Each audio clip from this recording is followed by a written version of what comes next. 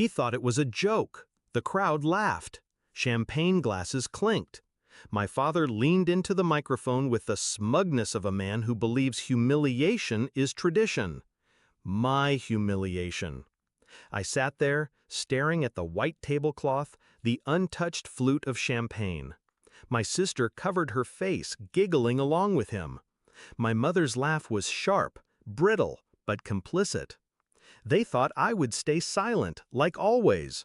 But silence is a seed, and that night it bloomed. It had been years of this.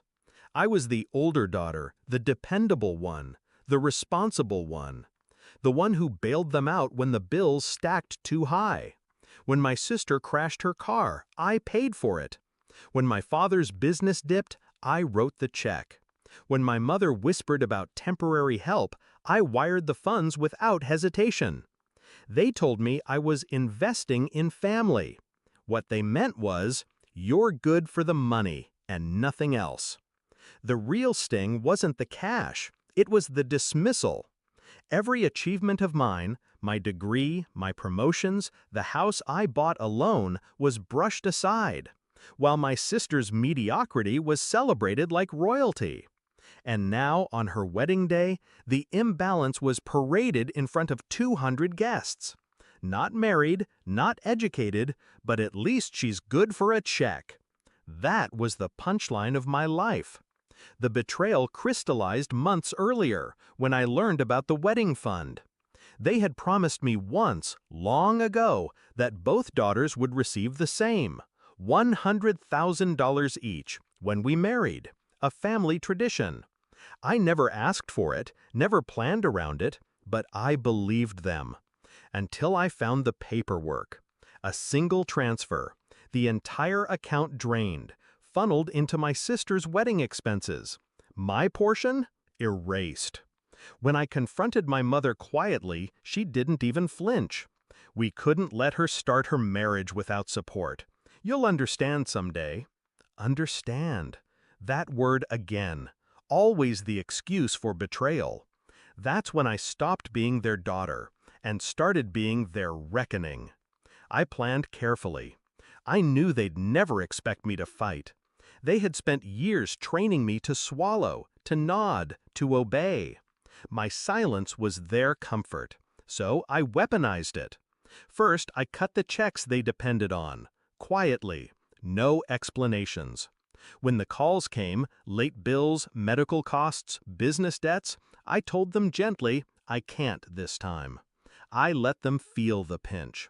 Second, I prepared the stage. I combed through my accounts, gathered every transfer, every loan that was never returned. I had the receipts, literal and metaphorical. And third, I waited. Because revenge isn't loud, it's precise. It's delivered when the audience is largest and escape is impossible. So when my father sneered into the mic, I rose from my seat. My chair scraped the floor, sharp as a gunshot. The laughter dimmed. Heads turned. I walked calmly to the stage. My heels echoed against the ballroom floor, steady, deliberate. I took the microphone from his hand. The smile was still on his face, a little tighter now, and I spoke. Oh, and that $100,000 wedding gift? I let the pause hang, heavy as a noose. Gone. The room stilled. I turned, slow, letting every guest see me. That's right. There was never money set aside for me. It all went here. I gestured to the flowers, the champagne towers, the chandeliers glittering above us.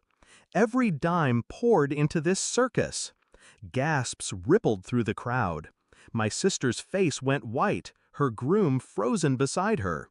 I wasn't finished. And the checks I wrote, the debts I cleared, the cars, the bills, the endless rescues. I pulled the folded papers from my clutch, crisp and undeniable. Over $200,000. That's what I've given this family. You laughed tonight and called me a check? Well, here are the receipts. I dropped them onto the table. They scattered like ash. My father tried to speak. Enough! I cut him off, my voice sharp, cold. No, not enough. You built this wedding on my back and thought I'd smile through it. You thought humiliation was free. I leaned closer, just enough for him to hear the final twist. But humiliation has a cost, and tonight you'll pay it. The silence was suffocating.